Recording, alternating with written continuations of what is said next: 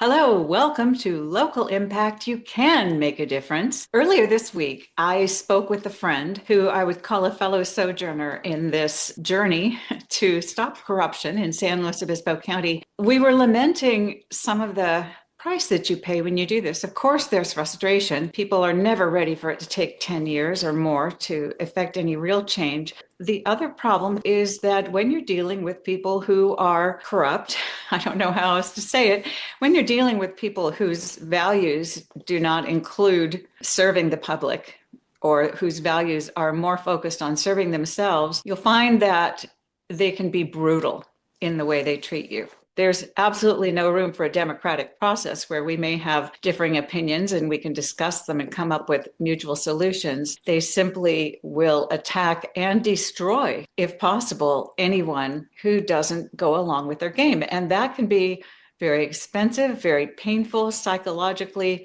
and actually financially, and it can ruin your business. And so what we find locally, a lot of times, if we're, say, circulating a petition or something, is that people, certainly in the town of Grover Beach, will not sign because they're afraid of retribution.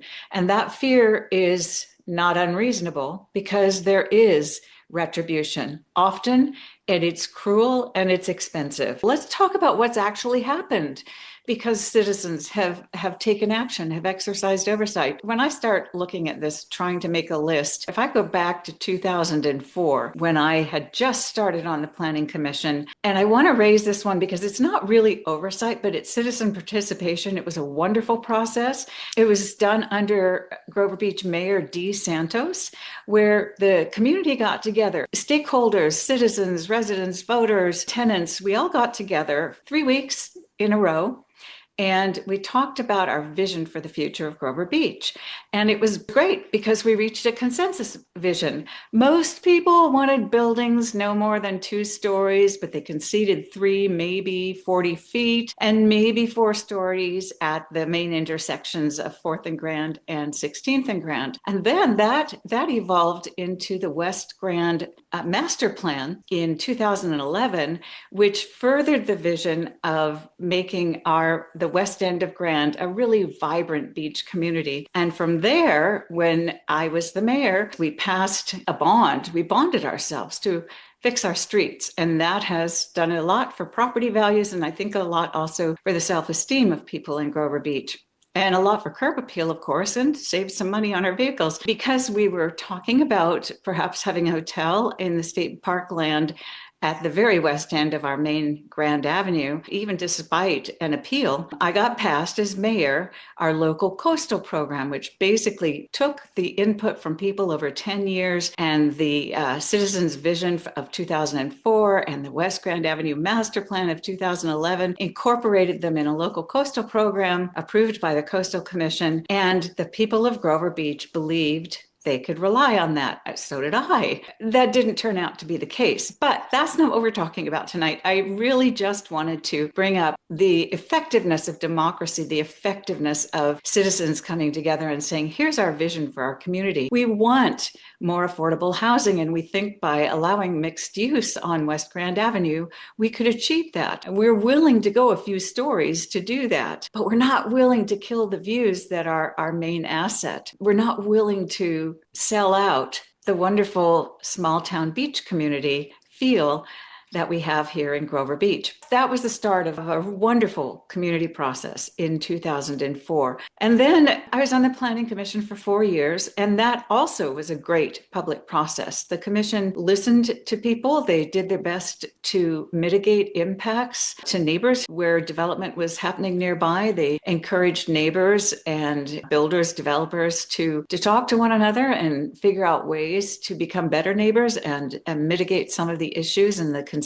They listened to people, and it was a wonderful process for 4 years. I was the chair for the last 2 years. I ran for city council then in 2008, and still things seemed to go pretty well, but I did observe one thing, and that is, as I sat on various committees, which you do over the course of being a city council member or a mayor, I found of about 16 of those, 4 of them seemed to have major issues that could be caused by corruption or simply just caused by inexperience.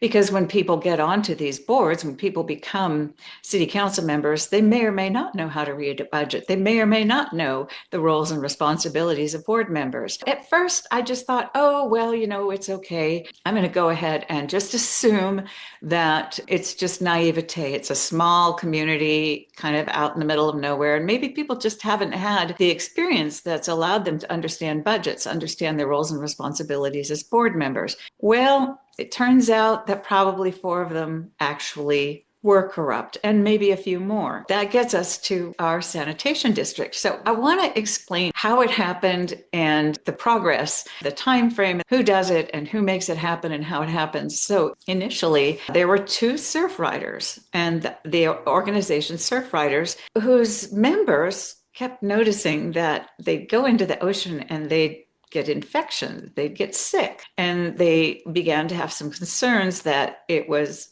the sewer plant causing the issues. Now, there's also the argument that it might have been the pigeons in Pismo Beach, and it might have been that also. However, they started testing at various places along the coast, and they did discover high levels of mostly coliforms, I believe, that would lead to those kinds of infections. They would come to all the local meetings, all the meetings of public agencies who were members of the sewer district, and they would explain that there were some problems there. It wasn't being well managed. It looked as though there was some contamination. Lo and behold, they then, at the sanitation district a few years later, hired a California award-winning lab manager. She started getting rather concerned because she would get results from the agency's testing of the water, the outflow, and those results were not good news. She would be told that she needed to amend the results or take the test in different places or different times so that the results would be okay. She didn't like that very much. And there was also another individual who worked for the sanitation district who started seeing some things like, oh my goodness, one of the employees was running a street sweeping service and he was storing all of his equipment at the sanitation district. Well, that's interesting. Oh, but not only that, he was actually using the sanitation district's shop for his street sweeping business. And the problem with that was then the sanitation district couldn't use it. Oh, but they both got into trouble because not the guy who was using it, really using public property for personal gain. He didn't get in trouble. But when the employee got angry about it, he got disciplined for having an anger management issue and was unable to fight what was going on because then he had been branded. There you go. There's some retaliation. But then also he and the young woman who was concerned about the testing result were accused of having an affair. Well, in the end, they both left. She went on to become an attorney and work for the California Attorney General and then form her own business. And I believe he went on to work for a different sewer district, had a great experience, and is now retired. That started in about probably 2010.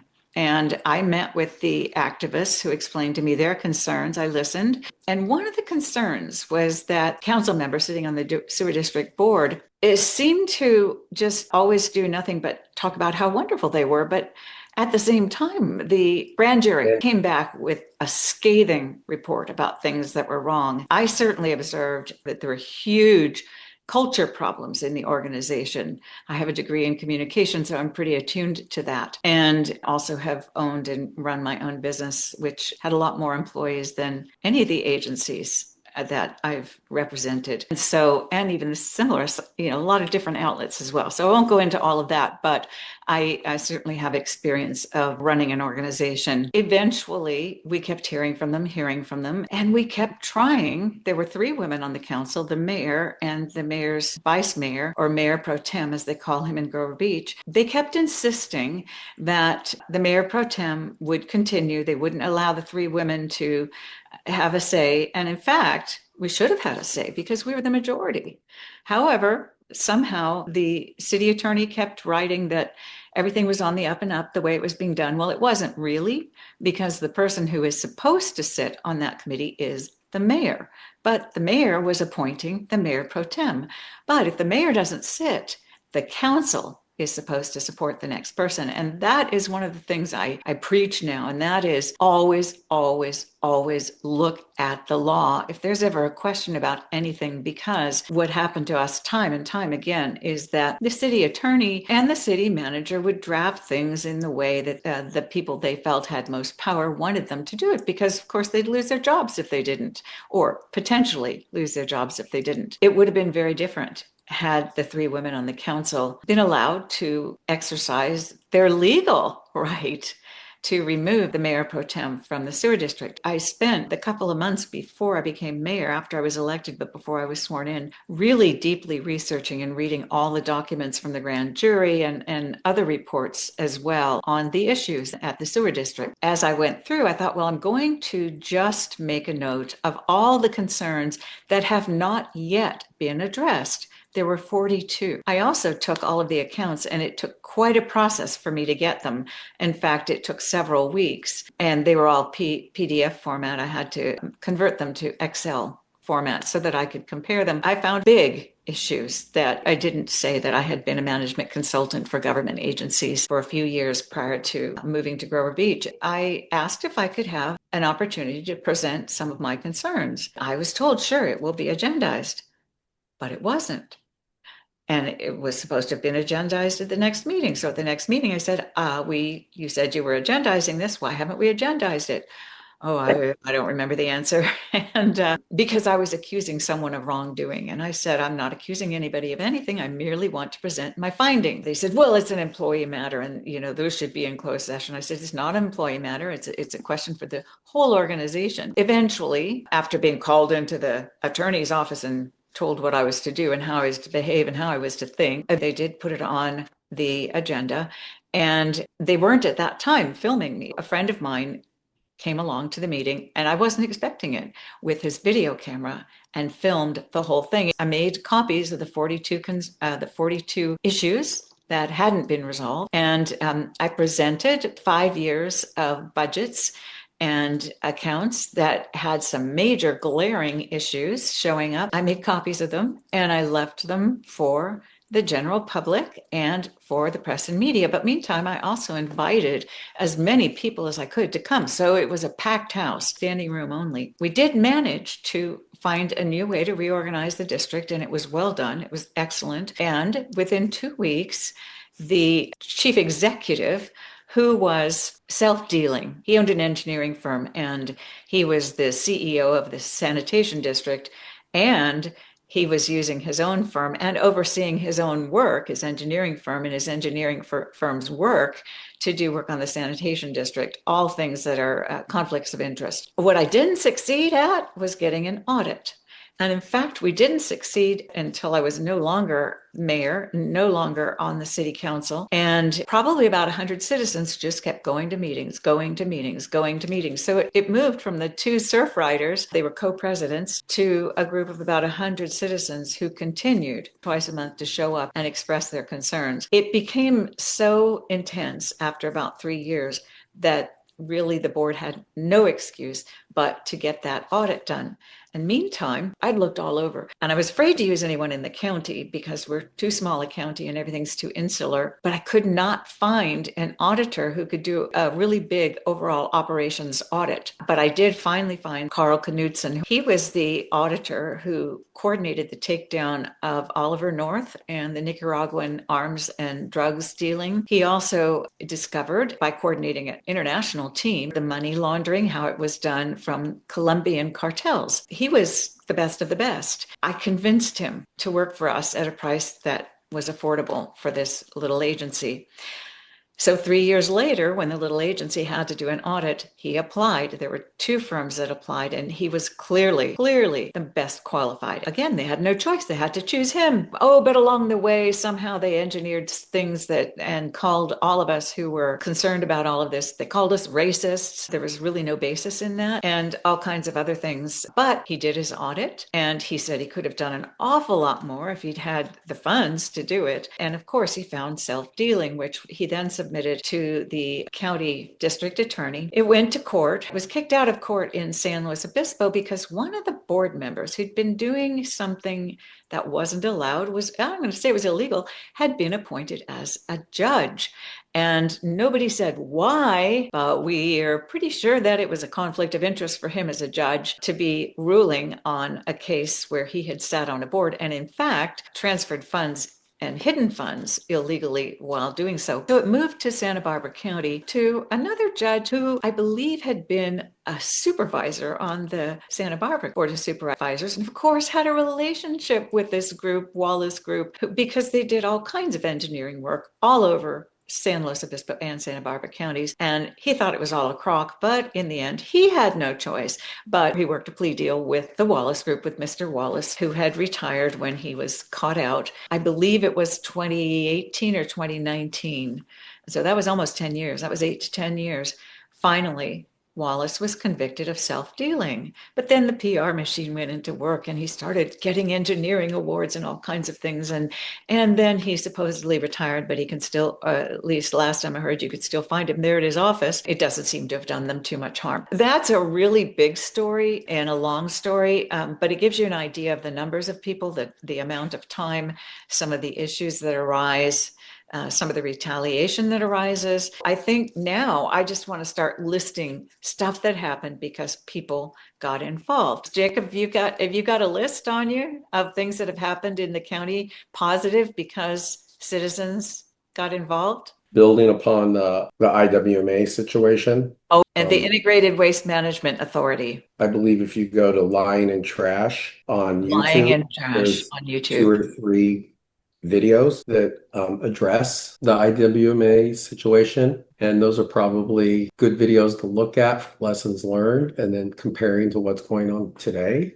They had Carl Knutson in them. I think you were interviewed. They pointed out the hotshot attorney, James Wagstaff, that was barreling down at Karen Veely, Cal Coast News reporter, who ultimately lost the large case. And then from a layman's approach, won it in the tail end once she sued them for fraud on the court. So that was somewhat of a success. I think in the last few years, if you just generally watch events going around, there was Grover H2O, which that project, was barreling forward, had a large group of politicos pushing behind it, large budgets. And that was the Central Coast Blue project, which was going to take wastewater at extremely high prices for very small amounts of water and inject it into our aquifer, and thereby our neighboring city, Pismo Beach, could take more of the water for development, of course. And in that process, a lot of soft costs and fees and startup and legal costs that put things in a very high number. That was successfully curtailed. Yeah, they stopped the project. About 100 citizens again stopped the project. They stopped it by doing a citizens ballot measure, which won, of course, and by attempting to recall, but being blocked by the city. The 2 council members and the mayor who voted in favor initially of the project wouldn't listen to the public. In the end, had to sue, but won their lawsuit, and with only enough time left to recall 1 council member, which they also successfully did. There was the Oceano Community Facilities District where they were having the conflict of interest or something along that line issue with the very high paid attorneys. I think it was attached to Central Coast Blue also, because the attorney for Central Coast Blue, one of them wanted to be the attorney for the city of Grover Beach, and another firm wanted to be the attorneys for the Community Services District of Oceano. What happened is the Oceano attorney said, no, that's conflict of interest. Now, I said the same thing, and the public said the same thing to Grover Beach, but our city council didn't listen. But in the end, that guy's gone now. And the attorneys didn't get the contract. Playing on the same attorney group, Los Osos Sanitation District or Community Service District that Julie Tackard has for many years. Watchdog, very successful things, I believe, in that. And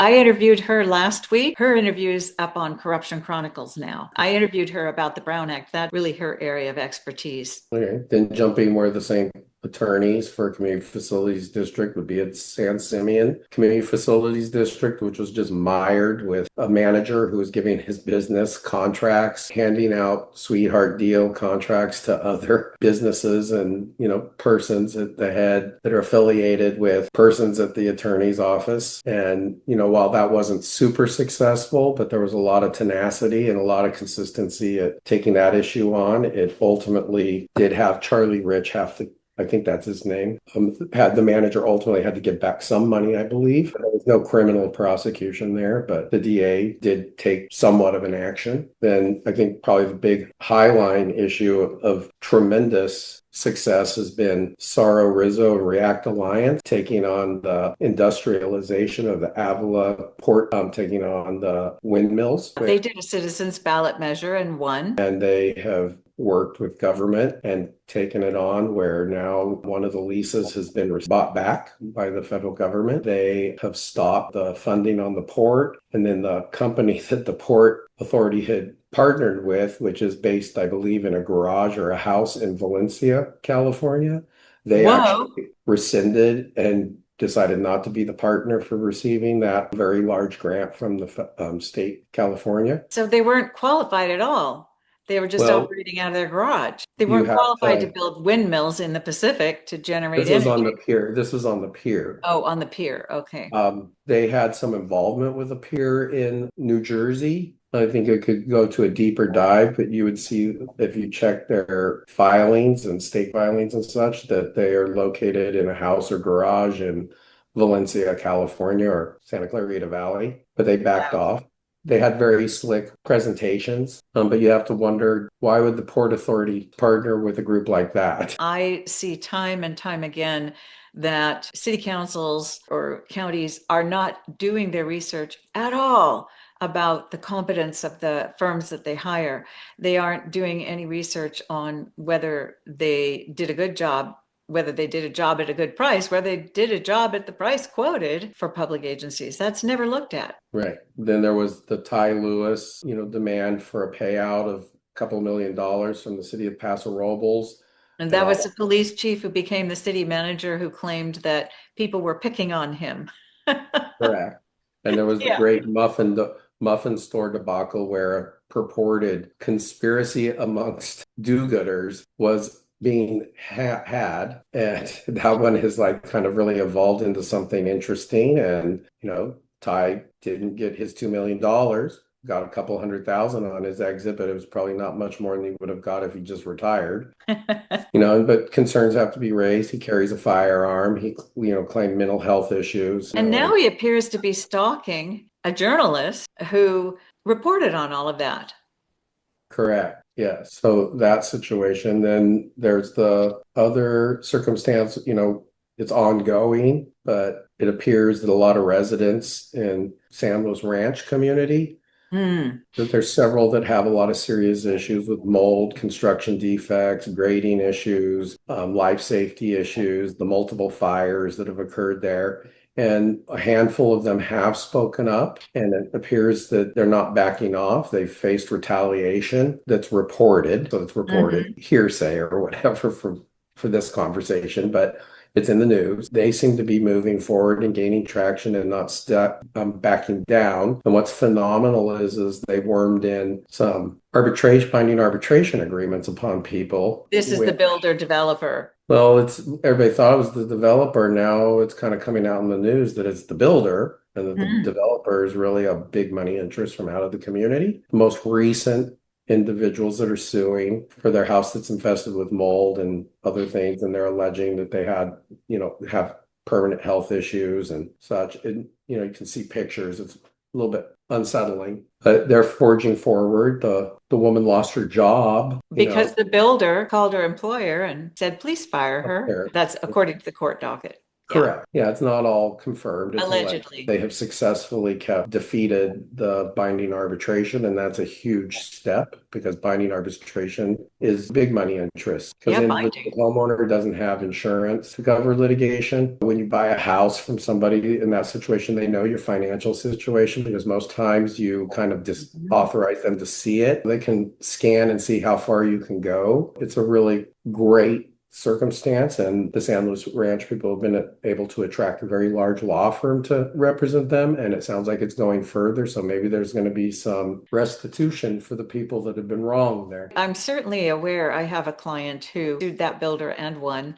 I don't know the details because unfortunately there's a settlement agreement and it includes a secrecy clause, which I think is really rough because doesn't the public deserve to know about stuff like this? Don't they deserve to know that there's a developer or builder developer out there that's building a substandard project, harming people's health and finances?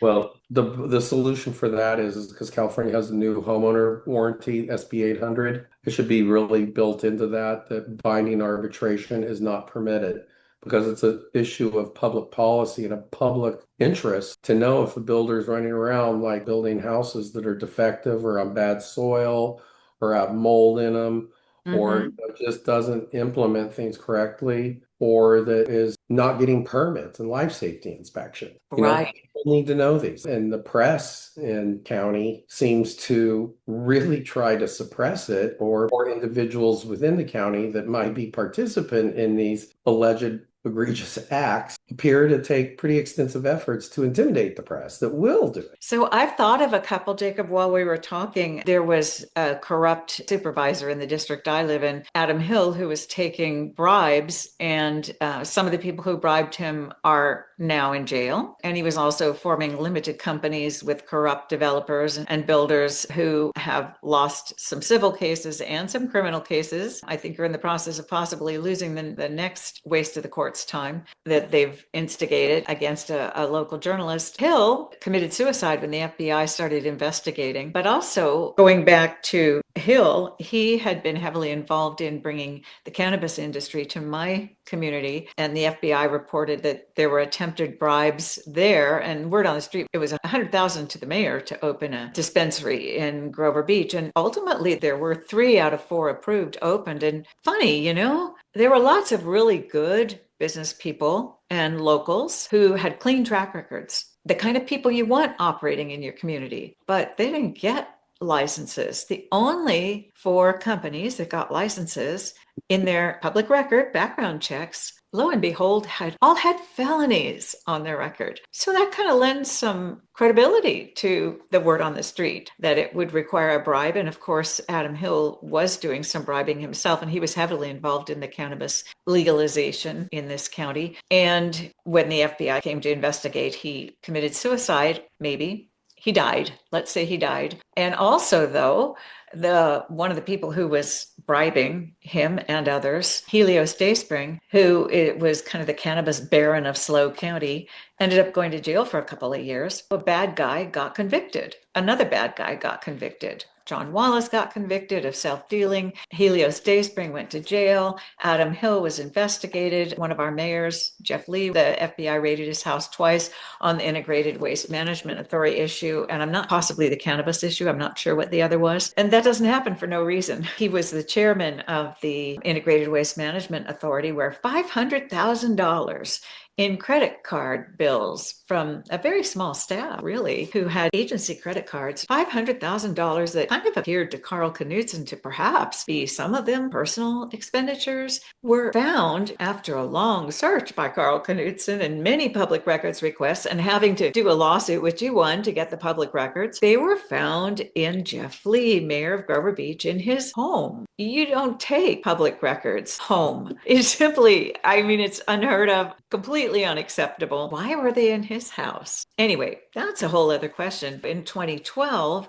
our current district attorney was running for office, and I said to him, I will support you, provided you go after corruption in public agencies. He said, I will. I'm going to set up a public integrity unit. And he did. He was good for his word. And it's that unit that Julie Tacker has worked closely with in correcting a lot of the Brown Act violations. It's really interesting, the people involved in this. What has it taken? It's taken an investigative journalist, Karen Veely at Cal Coast News.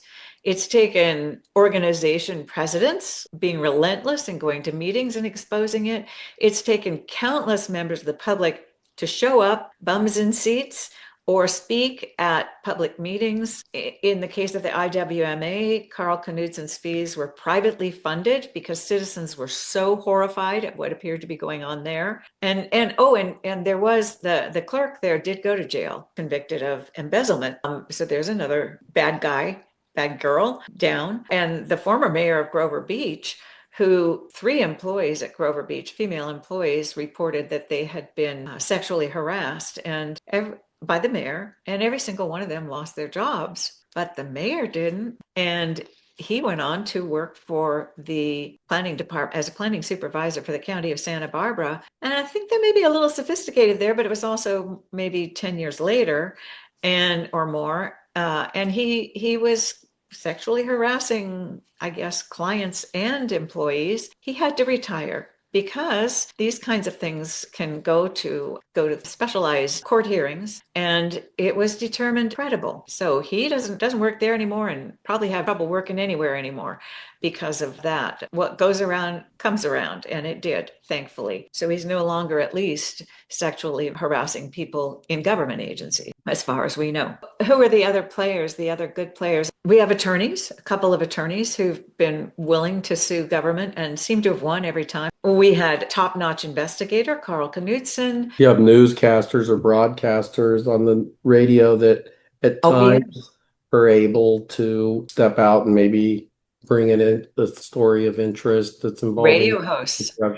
But that's not constant because it depends upon the pressure that comes to the stations. You obviously have Cal Coast News that just forging forward. PRL, is that what it is? Yeah, KPRL up in along the oldest radio station in the country. In the county. Yeah, Andy Caldwell. He might be extreme, but he covers some of the corruption. And we had Dick Mason, who lost his job because he stood up to Adam Hill. Nothing to come at the machine. And then you know what else we had? One of the committees I served on had kind of moved from being a private organization into being a government organization, and they really had no clue about the differences between them. And there's some major differences in terms of the law. There were 2 other women who had been CEOs and me on the board, and between us, we got that straightened out. We made sure that they were reporting properly, that things were being done right. And actually, the publisher of the local newspaper, the Tribune, at that time stood with us on that. He was also on the board, and that was really encouraging. Another thing that should be called out, a shout out for Kevin Rice. He actually did great good and took a lot of grief for it. Was subjected to some pretty intense harassment. Going back to the public agencies, it was mostly women within the agencies or on boards. Just not to say that all the women have integrity, but the ones who really stepped up and insisted that things be done right were women. And not that men weren't involved, and not that they didn't join in and do equally as much work. The ones who, when elected, stood their ground and said, this has to be right. If I die on this hill, I'll die on this hill, but I'm not letting this go. It was women. And so there were elected officials who stood for what was right. There was a group trying to shut down 4-wheel drive vehicles in our dunes. We're the only drivable beach in California, one of the only in the whole United States. And it's been a bone of contention for many years. There's a local organization, Friends of the Oceano Dune, who has a fabulous attorney who has, I believe, beat the Coastal Commission every single time he sued. And they have spent vast sums of personal money working to keep the dunes open, which is something that is preferred by the majority of the people who live locally. So there you have another big organization of people who have really stepped up and put their money where their mouth is. Another fabulous attorney who's willing to take on government. You have Saro Rizzo that's put the spotlight on, some of the questionable issues going on with affordable housing in San Luis Obispo City. And Stu Jenkins has worked defending the vote of the people. Playing off and continuing with trying to take that park site with a historic building on it to put affordable housing trailers that Saro's fighting. Then the next step with, I don't know if she's a mayor or council member, but Jan Marks. Yeah, former mayor.